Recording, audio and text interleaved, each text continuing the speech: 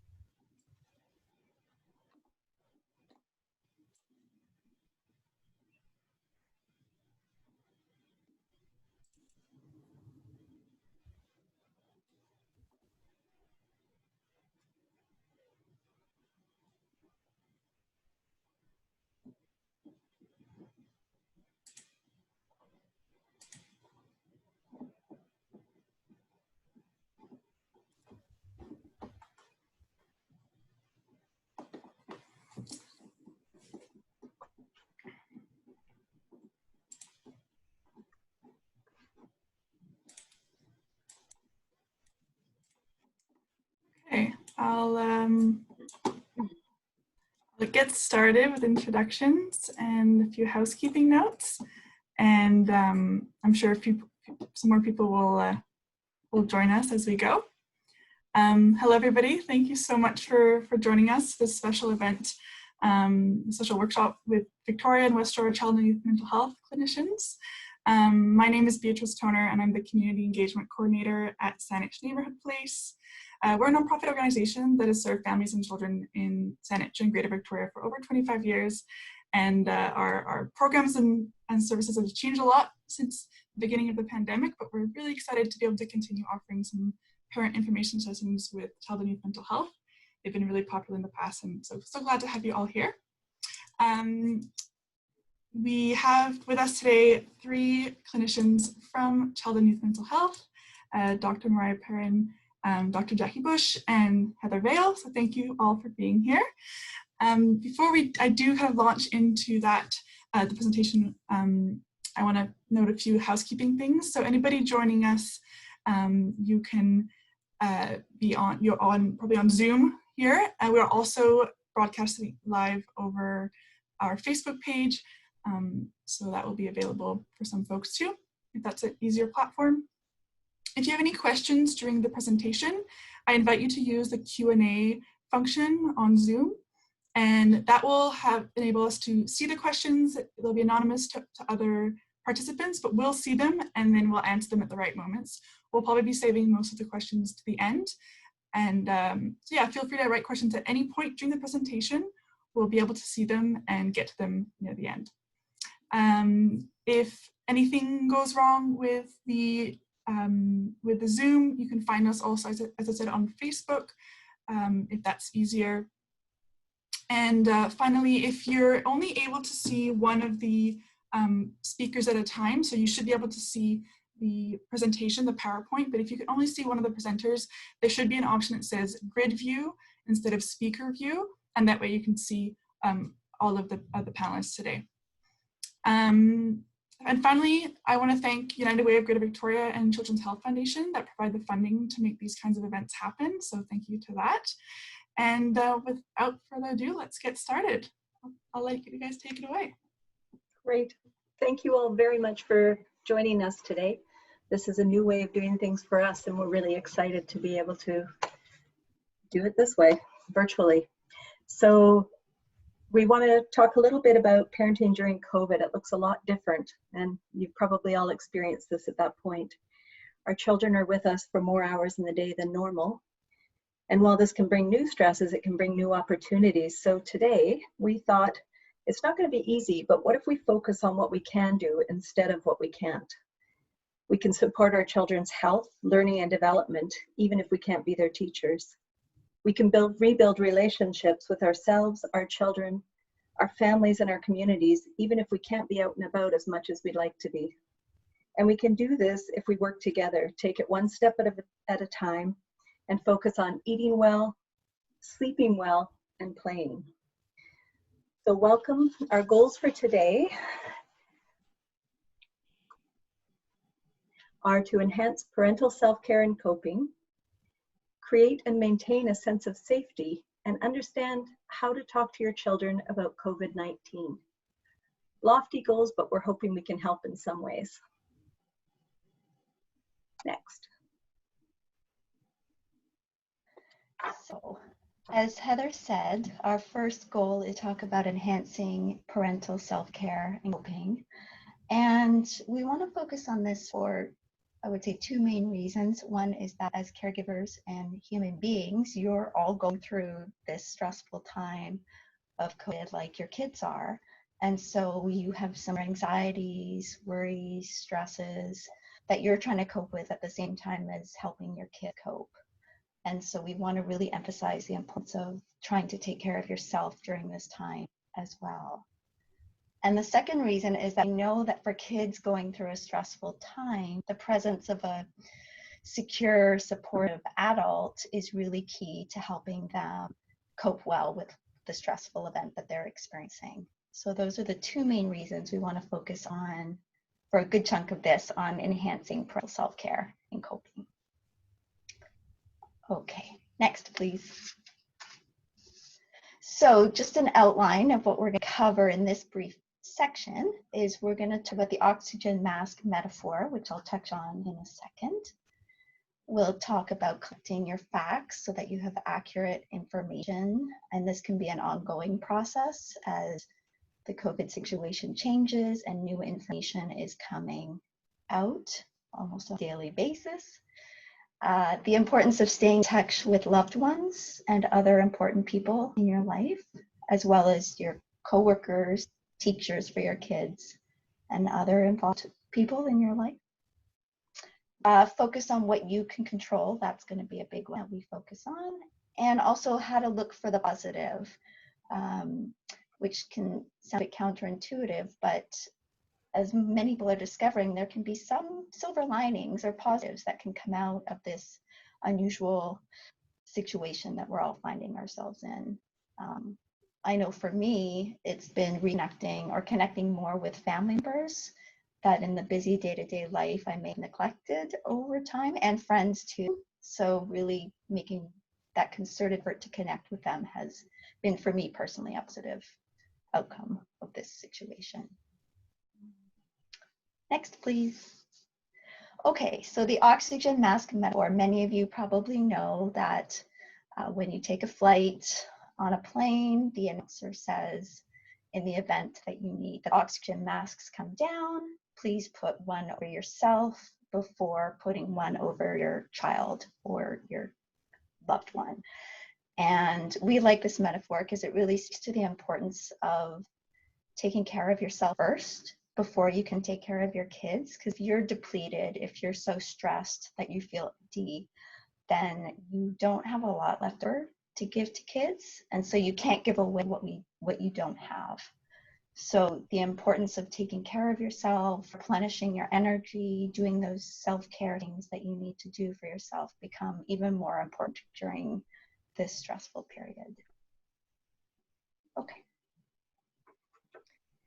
Yeah, and taking care of yourself is, of course, also collecting facts. And as Heather and Jackie mentioned, these are seeming to be changing on a very frequent basis.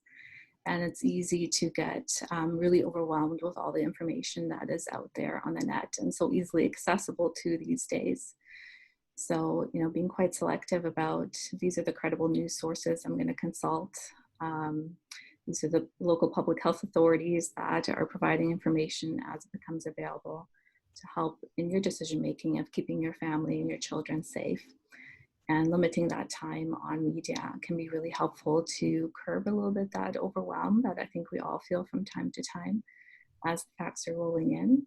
And also knowing, what is maybe relevant to somewhere across the world might be quite different than what's relevant for us in BC and Vancouver Island as well too. And also, as you know, kids are smart and they try to figure things out and they are listening more than probably ever. They know something big is up. School hasn't been in session until just recently. Parents are staying at home. They're not going as much grocery shopping. Extracurricular activities have been limited. So kids know, even the young kids know intuitively something big is happening. And so when you're watching to the news and you have your little one around, which is oftentimes the case, just be extra aware that they'll also be listening. Yet at the same time, of course, they don't have all the information or the development to understand what they're listening. So if they're hearing, there's been over 100 deaths in BC, what they'll be hearing is death, dying, that's a bad thing, and 100, that seems like a lot of people without really knowing the context of it, of course, too. So just being aware, extra mindful watching the news and you have your little one around, which is oftentimes the case, just be extra aware that they'll also be listening. Yet at the same time, of course, they don't have all the information or the development to understand what they're. Oh, we're back again. Sorry, I just heard myself there. Just saying that when the little one's around, maybe that's even the best time not to listen to the news because it can just be really confusing for them. Knowing, of course, you're not always going to shield them, and there's going to be some information that they need to know, be about physical distancing or going back to school, etc. So we don't want to shield them completely, but we just want to be mindful of the information that we do pass along. What I mean was checking in regularly. Now that our bubbles are expanding, we also don't always have control about what kids will hear. They'll hear more in the playgrounds, they'll hear more from their peers, and just having that conversation, hey, I'm just wondering, what's up? Do you have any questions? And or if things naturally come up in conversations where you're like, whoa, this is a misunderstanding, clarifying it. And I'll give you just the personal information or a personal example. My daughter's just about to head back to kindergarten. And so one of her friends isn't going to be there. And so she asked me, does she have the coronavirus? Me a little bit shocked. I'm like, no, of course not. But then wondering, well, for her, age 6, that makes sense. Kids don't go to school when they're sick. Now people are sick with the coronavirus. So kind of making that link, oh, my friend must have the coronavirus. And I know that's bad. I'm being worried about that. So with those things, when those, just paying attention to them and then clarifying those things that we might have not thought about, how kids are trying to connect the dots. That makes sense to them, but are oftentimes just not true. So just clarifying any misinformation that might become about is a good job for us to do, and of course for other caregivers as well. Mm-hmm. So one of the other things in self-care is staying in touch, and feeling connected is vital to our well-being. So reach out and let people know you're thinking about them. Seek support and continued connections from friends and family. Share your worries and concerns with other adults, not your children. And that can be really hard because we're feeling so isolated. But I think that goes back to what Marai's talking about in terms of what kids can understand. And it's okay if your kids know you're concerned, that there's something big happening, but I think it's really important to use other adults to debrief that and talk about that, whether it's by text, telephone, email, any way that you can find a way of connecting. If you're online using Skype or Zoom like today. And you can do FaceTime, anything that works for you, but just really finding a way of staying connected with other adults and sharing your concerns and your worries. One of the cautions we do have, though, is that the internet is one of the places where there's a lot of misinformation. And so being really careful, as Marei and Jackie have mentioned, about where you get your information and making sure that it's accurate. And the other thing is now we can open up our bubble a little bit more, so get some fresh air and invite a neighbor along. Getting outside is still safe and encouraged. It's just about keeping that physical distance and being careful. So we're really encouraging people to take advantage of what's safe and what we're able to do. All right. Okay. And another big piece for self-care is focusing on what you can control. It can be very easy to get caught up in what things we can't control, like how long will this last? Why aren't people following the rules? Things like that that can make us anxious or stressed out. So when you find yourself in that situation, sometimes it'd be helpful to focus on those things that you can control in your life. So one way, modifying your daily activities, just meet the current reality of the situation that we're in. So for example, one of your self-care activities was having coffee with your best friend once a week. How can you modify that to incorporate it into your everyday activities so that you still get those needs met that you have? Or if you're used to going to a yoga class, how can you incorporate that into doing that at home? Whether it's maybe a yoga class that's online, like we're doing today, or just videos that you can follow yourself. So there are ways to incorporate the things that you were doing in your daily life that brought you fulfillment and helped you relax, feel calm. You can build those into your day-to-day life as much as you can now. A big one is focusing on what you can accomplish. So this is not the time to be holding yourself to perfectionistic standards. You can't hold yourself to pre-COVID standards either. So things have changed a lot temporarily right now, as we know. So reducing the expectations that you have for yourself of what you can accomplish in a day or in a week can be really important. And in terms of those expectations, it can be helpful to focus on those things that give you the most meaning or purpose. So maybe that means not cleaning the house as much as you normally would in order to spend some extra time with your kids, or some extra time doing a puzzle, or something that gives you meaning, or connecting with a friend. So really downgrading those expectations are really important, and what can be meaningful to you in a given day that you can accomplish.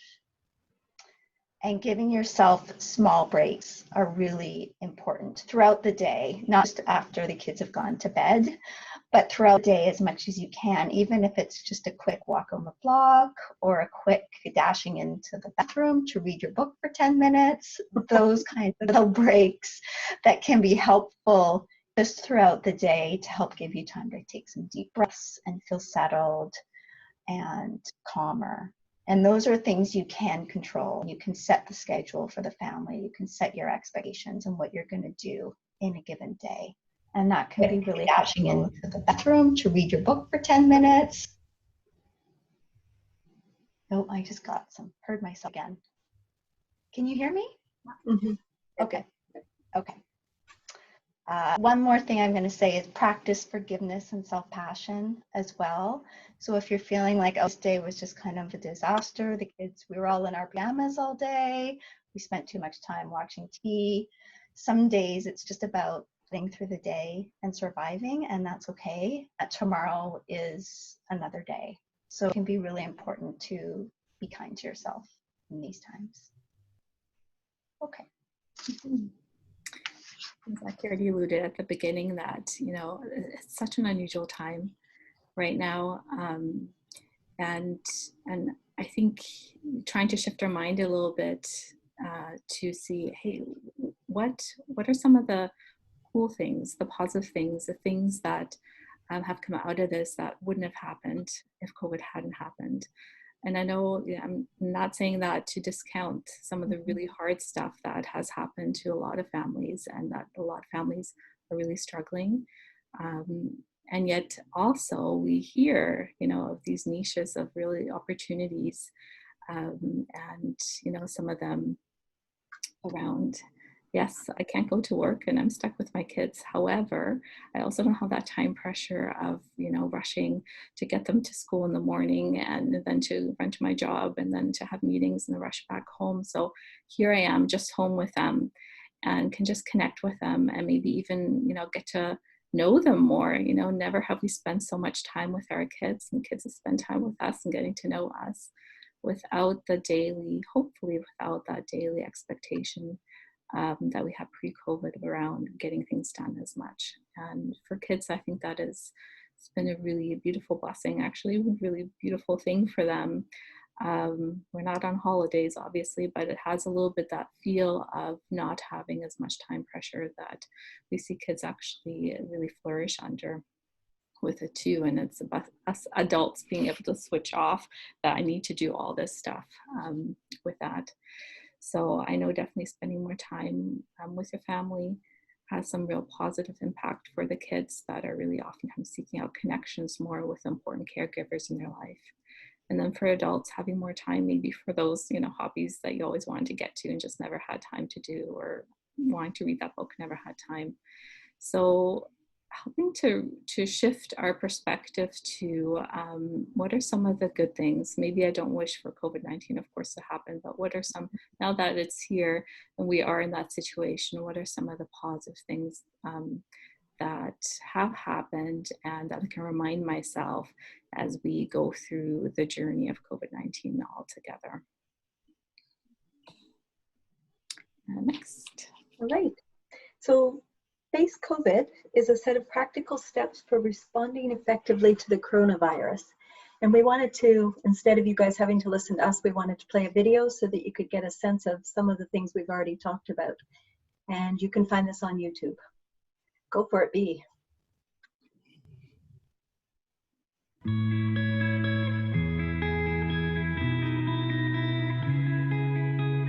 When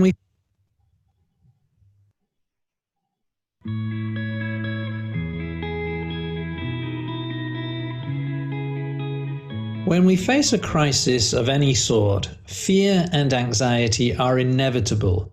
They are normal, natural responses to any challenging situation infused with danger and uncertainty. Face COVID is a set of practical steps for dealing with such situations. F is for focus on what's in your control. You can't control what happens in the future. You can't control coronavirus itself or the world economy or what other people do, and you can't magically control your thoughts and feelings. Fear, anxiety, and worry are inevitable. But you can control what you do here and now, so let's focus on that. A is for acknowledge your thoughts and feelings. Silently and kindly acknowledge whatever is showing up inside you, thoughts, feelings, emotions, memories, sensations, urges. With curiosity, notice what's going on in your inner world. You might say to yourself, I'm noticing feelings of anxiety, or I'm having thoughts about getting sick, or I'm having feelings of loneliness. And as you continue acknowledging your thoughts and feelings, bring in the next step, which is C, come back into your body. Find your own way of connecting with your physical body. For example, you might try slowly pressing your feet hard into the floor, or slowly pressing your fingertips together, slowly stretching your arms or your neck, or shrugging your shoulders, or slowly breathing. And as you acknowledge your thoughts and feelings and come back into your body, you then move to E, which is for engage in what you're doing. Get a sense of where you are here and now and refocus your attention on the activity at hand. Notice 5 things you can see, 5 things you can hear. Notice what you can touch and taste and smell. Notice what you are doing and give your full attention to that activity. And then C is for committed action. This means effective action guided by your core values. Action you take because it's important to you, even if it brings up difficult thoughts and feelings. Of course, this includes following official guidelines on what to do during this crisis. But in addition, ask yourself regularly, what can I do right now, no matter how small it may be, that improves life for myself or others I live with or people in my community? And whatever the answer is, do it and engage in it fully. O is for opening up. This means making room for difficult feelings and being kind to yourself. As this crisis unfolds, we'll all feel fear, anxiety, anger, sadness, guilt, loneliness, and so on. We can't stop these painful feelings from arising, but we can open up and make room for them.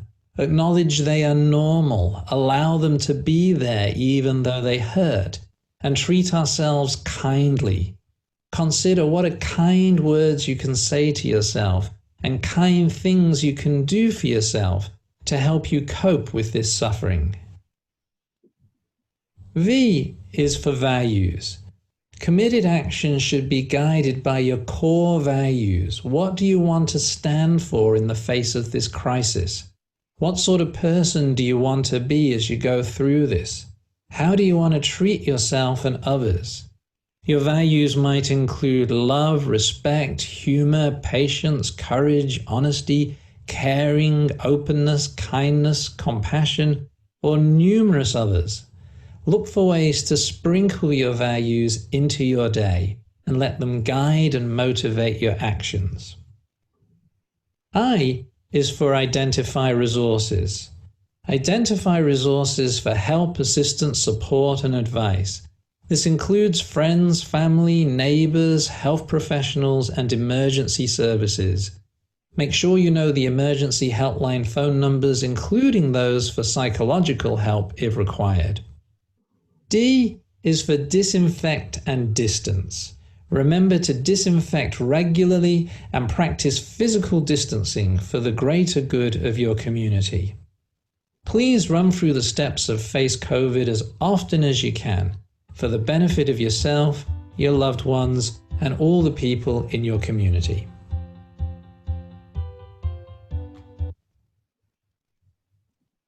Thank you. Okay. So we're moving into second main component of our talk today, which is about creating and maintaining a sense of safety, which is really important to a child's well-being and mental health. So we're going to spend a bit of time talking about that. And there are several components to creating and maintaining a sense of safety. The first one is strengthening the parent-child relationship. As I mentioned earlier, children do well in the context of a supportive and loving adult relationship that they have. And so we're going to spend some time today talking about strengthening the parent-child relationship, as well as we'll be talking about that in the next 2 workshops as well. So that's a big theme for these 3 workshops. We'll also talk about staying calm and helping kids regulate themselves and co-regulation and maintaining that. We'll talk about the importance of maintaining routines, how that becomes particularly relevant. It's always important, but especially during these uncertain times, having those consistent routines are important. And we'll be talking about those 3 more today. And another component is the importance of consistent and predictable expectations and limits. So setting consistent limits and boundaries are a really important part of creating a sense of safety for kids. even though it's their job to back against boundaries and limits, maintaining those limits and boundaries really help them feel safe and secure. Having expectations for kids is also important, as long as they're realistic expectations. So there's still some kids the expectation that you get dressed in the morning.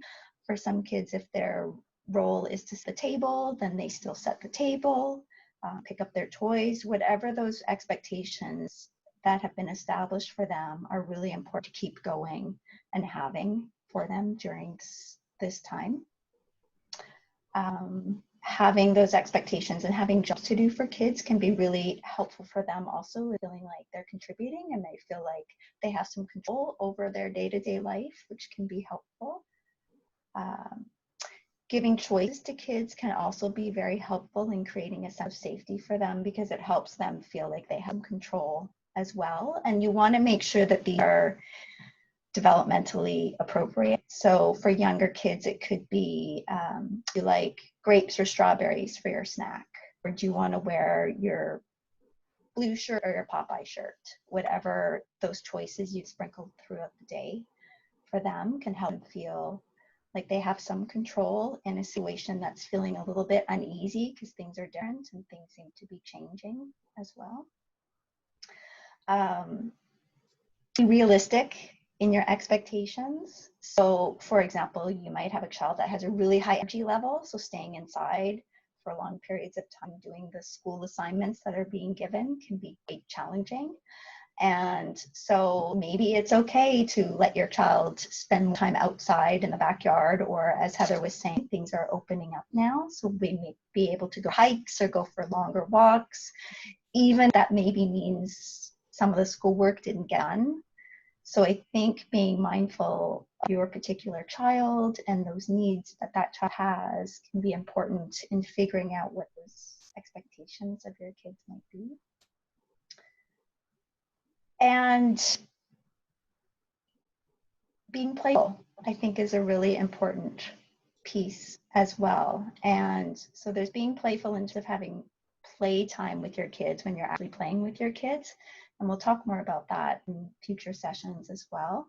But you can also be playful just in getting through the day. So for example, if you're trying to get your child to take a bath, you could say, do you want to walk like a robot to the bath or hop like a bunny? So making these sorts of day-to-day things a bit more fun or a bit more playful can help soothe the waters during these tough times when you're trying to keep the family functioning and keep it going.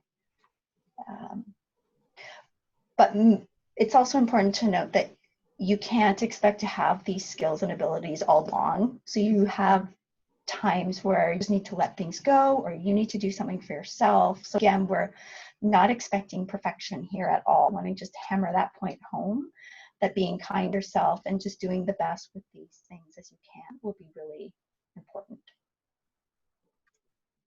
Okay. Next one, please. Thank you. Okay, so we're going to focus a little bit on strengthening the parent-child relationship. And there are 3 components that we're going to focus on: being curious, demonstrating empathy, and repairing breaks in the relationship. So being curious is really trying to understand what's going on with your child's behavior.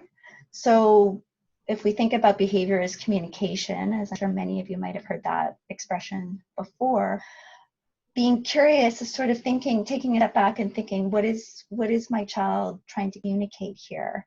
So, you know, if your child's asking you to help him get dressed when you know that he can get dressed on his own, maybe think about what is the need here? Is he needing connection? Is he needing affection, or just some time with me?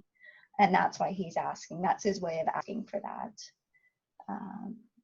If your child gets really, really upset because his favorite shirt, he can't wear his favorite shirt, it's in the laundry or dirty, and normally this wouldn't be something that he'd get upset about, you might think about what's going on for him. Why is that shirt so important, you know, to him? And maybe it's because that's something he can control at a time that feels uncontrollable for him, so he can at least control what shirt he's going to wear, and that's what he's focused on. So really taking this approach of thinking, not just how do I deal with this behavior, what's the going on for this behavior, what's the explanation, why is this behavior happening? Is child hungry? Is my child tired? What is the underlying need that might be driving this particular behavior? Okay. We're just going to be, if you don't mind, just playing a little snippet of the video, and then I'll go ahead. Okay. Tie nicely into what Jackie was talking about.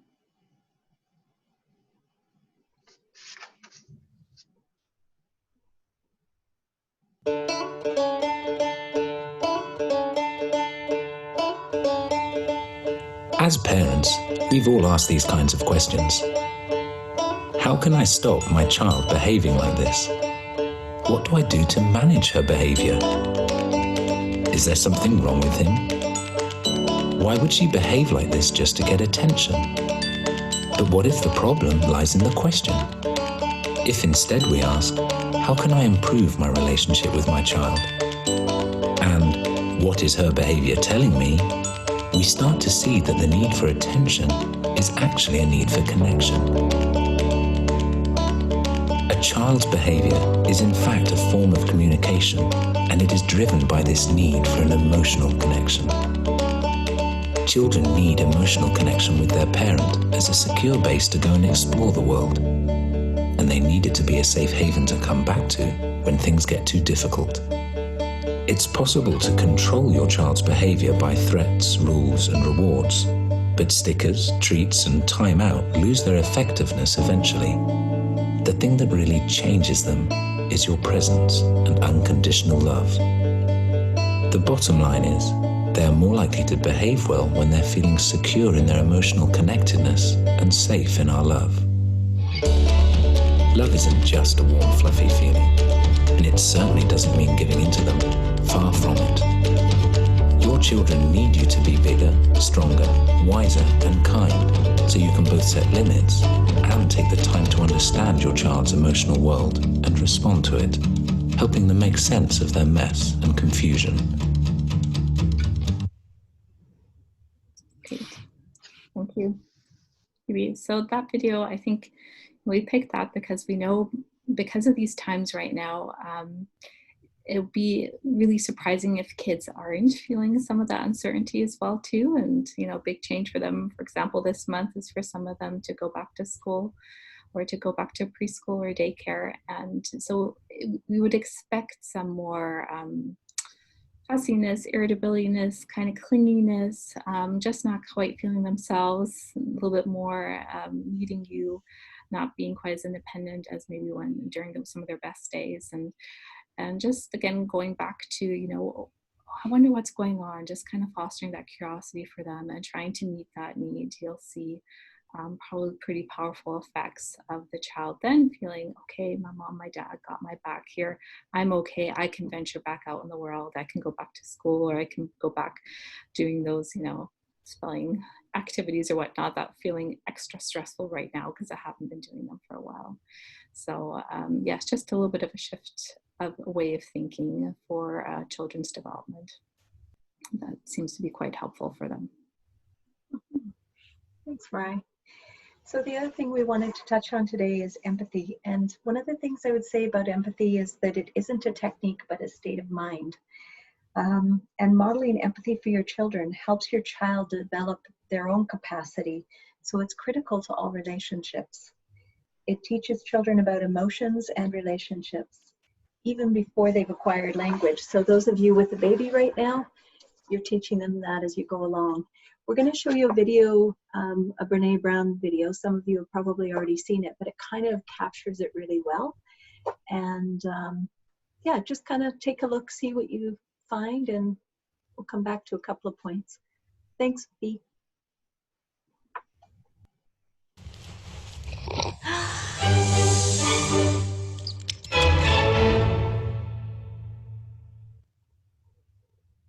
So what is empathy, and why is it very different than sympathy?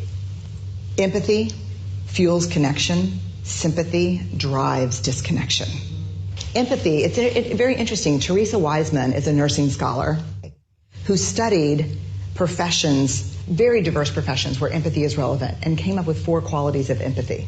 Perspective taking, the ability to take the perspective of another person or recognize their perspective as their truth. Staying out of judgment, not easy when you enjoy it as much as most of us do. Recognizing emotion in other people and then communicating that. Empathy is feeling with people. And to me, I always think of empathy as this kind of sacred space when someone's kind of in a deep hole and they shout out from the bottom and they say, I'm stuck, it's dark, I'm overwhelmed. And then we look and we say, hey, you climb down. I know what it's like down here, and you're not alone. Sympathy is, ooh, it's bad, no, you want a sandwich? Empathy is a choice, and it's a vulnerable choice, because in order to connect with you, I have to connect with something in myself that knows that feeling. Rarely, if ever, does an empathic response begin with at least. Yeah. And we do it all the time, because you know what? Someone just shared something with us that's incredibly painful, and we're trying to silver lining it. I don't think that's a verb, but I'm using it as one. We're trying to put the silver lining around it. So, I had a miscarriage. Oh, at least you know you can get pregnant. I think my marriage is falling apart. At least you have a marriage. John's getting kicked out of school. At least Sarah is an A student.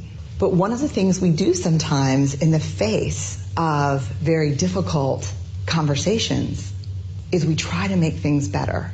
If I share something with you that's very difficult, I'd rather you say, I don't even know what to say right now, I'm just so glad you told me. Because the truth is, rarely can a response make something better. What makes something better is connection. Thanks, Bea. So I think one of the things that's important about empathy is that it models, when you model healthy reflection, it supports your child to trust his or her own perspective. So I think just being able to teach them how to trust their perspective is important. So as she said, there's 4 parts to empathy: perspective taking, staying out of judgment, recognizing emotion in others, so recognizing that emotion in your child, and then being able to reflect that, being able to say, oh, looks like you're feeling really sad, or wow, you're pretty excited about that, and really keeping it simple. But it helps them recognize their own emotion, and it also helps to teach them an emotional vocabulary, both of which are really important for your kids. Thanks. Next. Oh no, not next slide, sorry. Next person. Thanks, Heather. So we want to talk about repairing breaks in the relationship. So breaks in relationships with adults and between adults and kids happen all the time, several times a day, maybe more than that, even quite a few times. And these, what we mean by a break or a rupture is something like maybe you snap at your child, or you're ignoring your child's trying to show you something on his video game and you're desperately trying to send off this text work, and so you're not paying attention, or your child's cranky and you just snap at them and send them to their room to calm down. Something that could be considered a break in the connection between you and your child. And as I said, ruptures happen all the time, and it's not about the rupture. The rupture itself isn't the problem. It's being able to repair the rupture that can actually be helpful, because it can strengthen relationship between a parent and a child. So kids don't do well because we're perfect and we never make mistakes, but they do well, and the relationship strengthens because you realize when there is a break, there is a repair, and that relationship deepens as a result of a break in the relationship and the subsequent repair that can happen. And this is a skill that not only strengthens your relationship, but it also models to your kids what a healthy relationship can look like, that we can make mistakes and then we can fix them or try to repair them. and deepen our relationships with people. So as an example of a repair, let's say your child is trying to show you something on a video game and you're trying to send that text to your boss at work and you can't talk and he just wanders off frustrated. Maybe later in the day, you go into their room later and you say, honey, I'm sorry I wasn't listening to you when you were trying to show me your video game. Maybe you can show it to me tomorrow. They're trying to make a repair in that context. Or if your kids are fighting and you are frustrated and you go into the room and you talk to the older child and say, leave her alone, leave your little sister alone, and your child's trying to give her side of the story, and you just say, I don't want to hear it, go into your room, and both of you go into your room and calm down. Maybe later you could go into your older child's room and say, listen, when I yelled at you, I wish I had said, honey, please tell me what your perspective was or was going on for you in that situation. And then there's opportunity to hear them then. And so all of these ruptures that can happen can be repaired and can deepen that connection that you have with your child.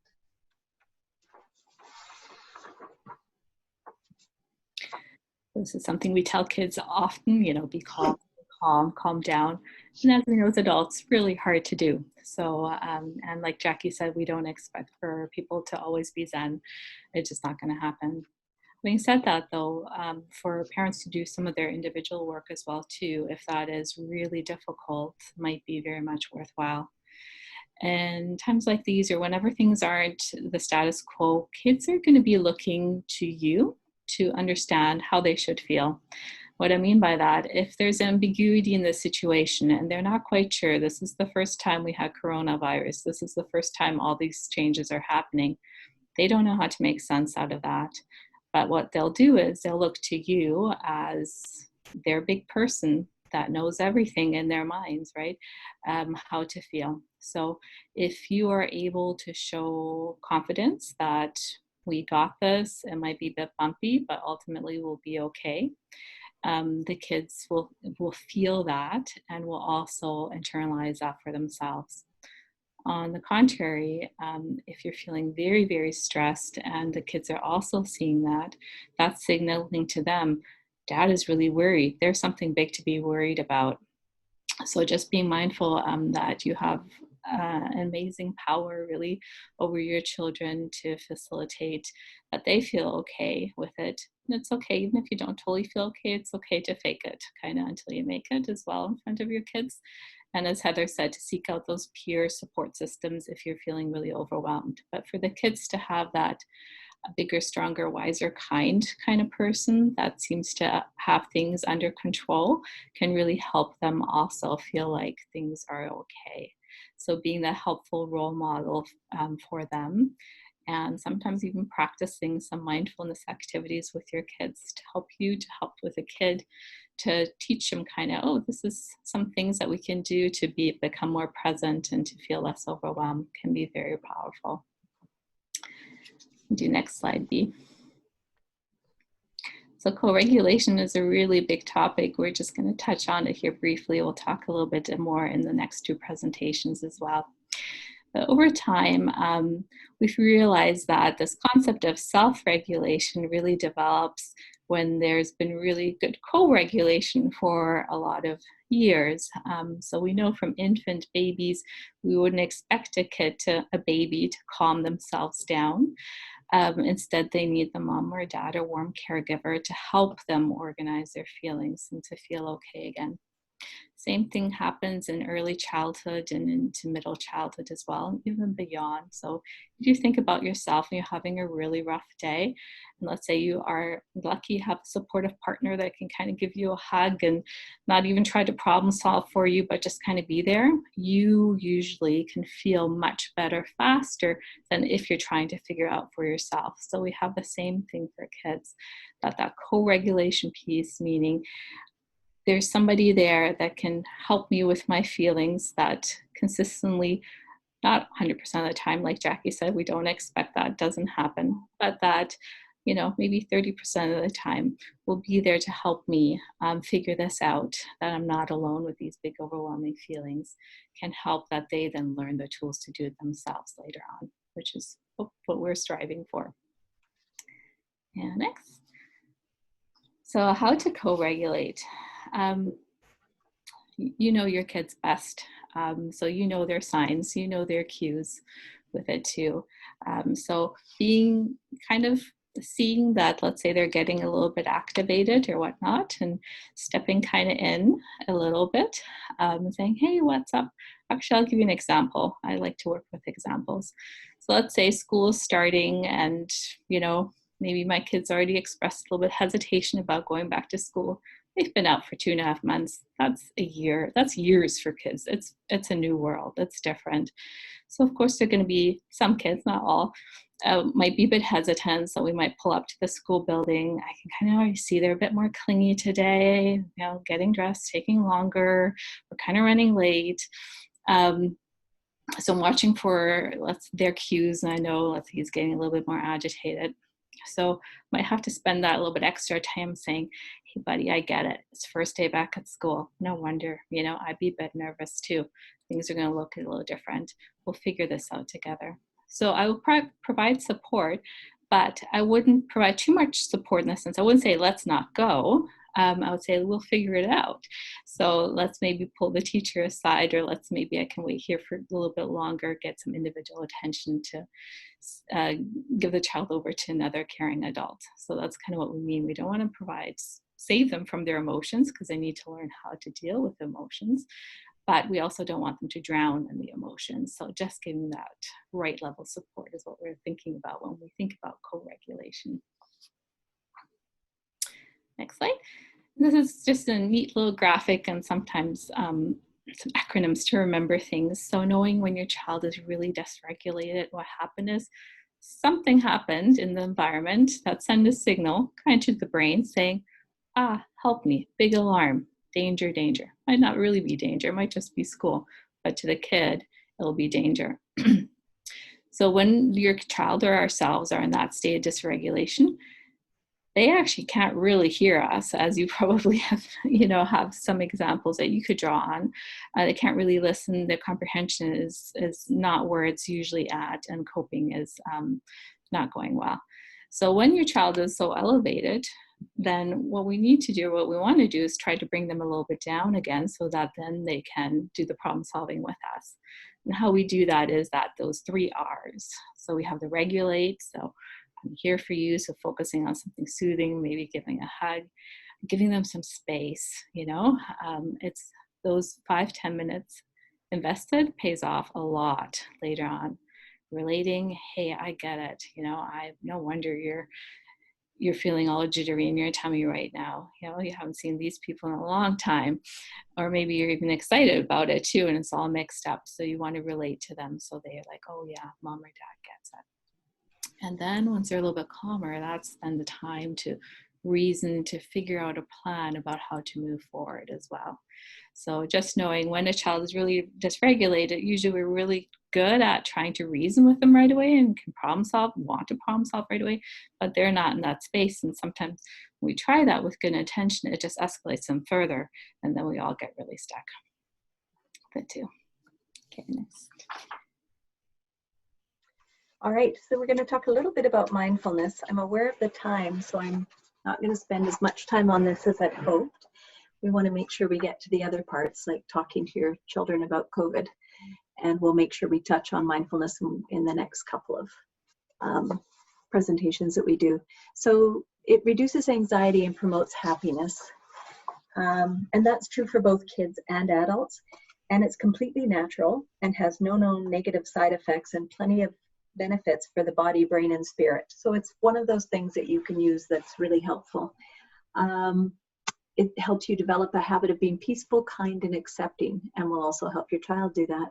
And you can do it either through a formal practice, using visualizations or breath or something like that, or do family yoga, take a walk in nature, do the tense, relax kind of stuff. You can find all of this stuff online, and we'll make sure that you have a list of resources at the end of this so that you can go and do a little bit of research about it. but it really is beneficial. And one of the things to remember is that the effects of mindfulness or meditation, if you do something formal, tend to be dose related. So the more you do, the more effect it actually has. We'll just move to the next. Okay. So thanks, Heather. As Marei mentioned, I'm just going to touch on this very briefly. Just want to reiterate the point that how you handle stress situations, or how adults handle stressful situations, can affect how your children manage their worries as well. So a couple of quick examples. If you're coming in from outside and you're feeling really anxious and you say to your kids, go wash your hands right now, don't touch anything, wash your hands. First thing we do is wash our hands. And you can hear that the kids can pick up on that anxiety in your voice, or the stress of the situation can make them feel worried or make them feel stressed out. Versus if you came in and said, oh, it's time to wash our hands. What song shall we sing when we're washing our hands? So how you're handling the situation carry over to how your kids know how to react as well. Going back to school or daycare is another good example, because that's been kind of a stressful situation to be thinking about, sending kids back or not sending kids back, and how you decide to present your decision to your kids can be really helpful in helping them manage their worries as well, kind of touching on what Marei was saying. So if you're communicating to your kids, the teacher's got it all set up, it's gonna look like this, and some of your friends will be there, but some are having a different day. And this matter of fact sort of calm way can help kids maybe feel a little bit less worried maybe about going back to school. So it's all in how you're managing the stressful situation. Teaches kids, not only helps them emotionally, but also teaches them that this is a situation that I can cope with and that can be handled. Yeah, and just lastly, you're touching on maintaining routines. Routines are so important for kids in general. They become even more important when things feel a little bit more up in the air. And realizing we're not looking, we need the perfect routines here. Just helps if there is some kind of daily rhythm to your day. Kids don't necessarily know even time, but they know sort of, we get up in the morning and then we have breakfast, and then maybe we go outside for a little bit, and maybe I'm alone a little bit on my screen. I mean, that is an absolute reality that we're using screen time more just to cope as well, and that's okay. Then we have dinner, then we do a little bit of homework, then we go back outside and we have our nightly routine. So maybe go to the next slide. So you can think about kind of chunking the days in that way, morning, middle, afternoon, and can relate it to, let's say, meal time that are consistent times. It just helps when the child knows what to expect and when that's similar, when it's possible. Not always possible. And then real focus on that playfulness and that connection. If anything has to go, you don't want to let the playfulness kind of go during these times, because that's where kids will really get a sense of safety and this is okay time, and connection, which we talked about, is so important. Thanks, Bea. All right, so we were going to touch on this a little bit, and I know it's a sensitive subject for lots of folks. And right now, one of the things we want to say is these are different times right now, so the expectations of yourself around this are just lower them. Right now, kids are probably using a lot more screen time for both school and recreation and all sorts of things, and staying in touch with each other and staying in touch with family. So be kind to yourselves about this. We just want to touch on it to give you a sense of what some of the important things are. So we want to touch on reducing the impact, deciding how and when it's used, and modeling healthy screen time. We can go to the next slide. The key things about reducing the impact are being present and engaged whenever possible, and watching things with your child, being aware of the content and prioritizing the educational age-appropriate and interactive programming, and setting limits. So some of the limit recommendations are that a child under 2 years old, it's not recommended at all. And 2 to 5 years, it's limiting routine or regular screen time to less than 1 hour per day. Right now, some of this is out the window. So it's just giving you a sense of what the recommendations are during kind of normal times, and sort of working with us a little bit. I think, yeah, let's go to the next one. So I think one of the big things here is just being mindful about the use of screen time. It's an ongoing challenge in non-COVID times. It's even more challenging now. And maybe conducting a self-assessment of some kind about current screen habits and developing some kind of family media plan for when, how, and where screens might be used or might not be used. And the more you set these limits at an early age, the easier it is later. So those of you that are starting now, it'll be way easier later. So a couple of key points to remember for this are maintaining some kind of daily screen-free times. So turning off devices maybe at meal times, when reading with your child or doing things as a family. Turning off screens when nobody's using them, especially, you know, background TV or background radio even sometimes can be really obnoxious. Choosing healthy activities like reading, outdoor play, and crafts over screen time. So helping your children do that. And a really big one is, even now, considering the time of day, avoiding screens for at least 1 hour before bedtime. It has potential for melatonin suppressing effects. And I would also say keeping screens out of children's bedrooms.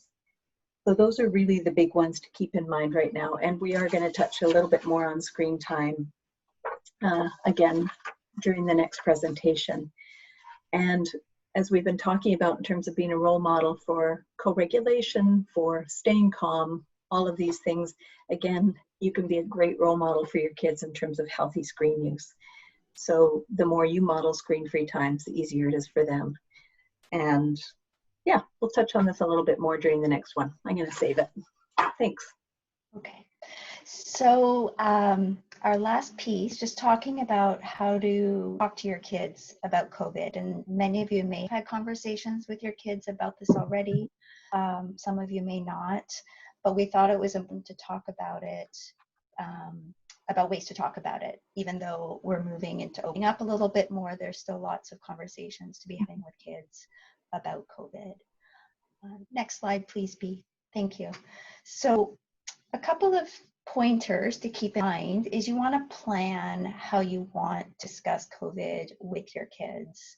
So you want to make sure it's a time when you're not feeling anxious, you're feeling kind of ready to answer some questions.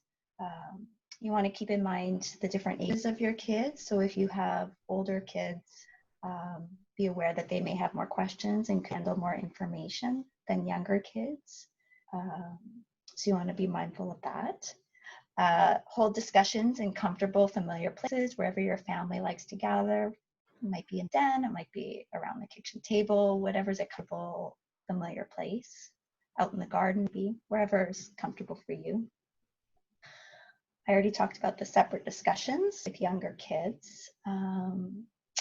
Use language that they understand. So there are a lot of big words, you know, like respiratory illness, social distancing, that younger kids don't really understand. So you will try to use language that makes sense to them. So whether it's talking about COVID is like kind of like a bad cold or a bad flu or virus, whatever they might understand.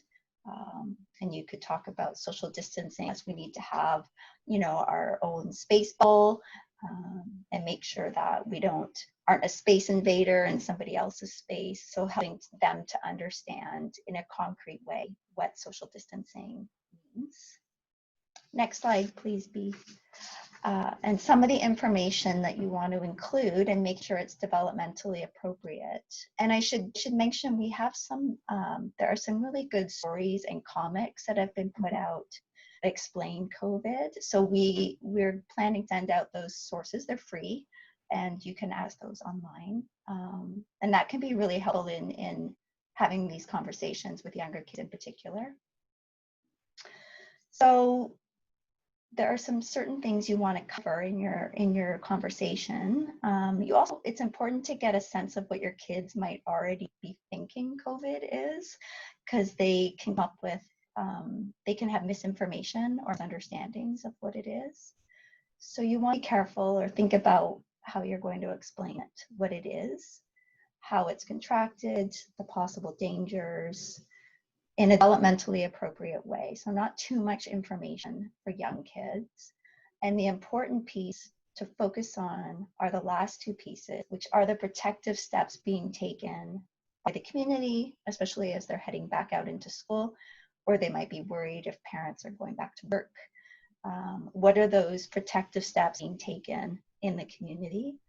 And what are the protective steps we're taking at home? So we're washing our hands, we're coughing into our sleeve, all of those kinds of things. We're talking to grandma and grandpa over FaceTime rather than going to see them just yet.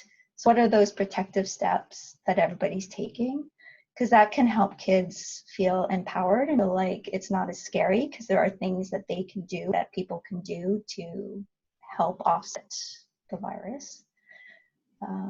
Including kids in your family plan for taking protective steps. Like you might ask your kids to pick out the masks that you're going to be buying to have, or having them come up with the song that they want to sing when they're washing their hands. So things like that to make it engage them more in it. And some quick tips: encourage lots of questions. They probably have lots of questions. You can help understand the current situation. Often having them draw coronavirus or draw their feelings can help them express how they're feeling about the situation.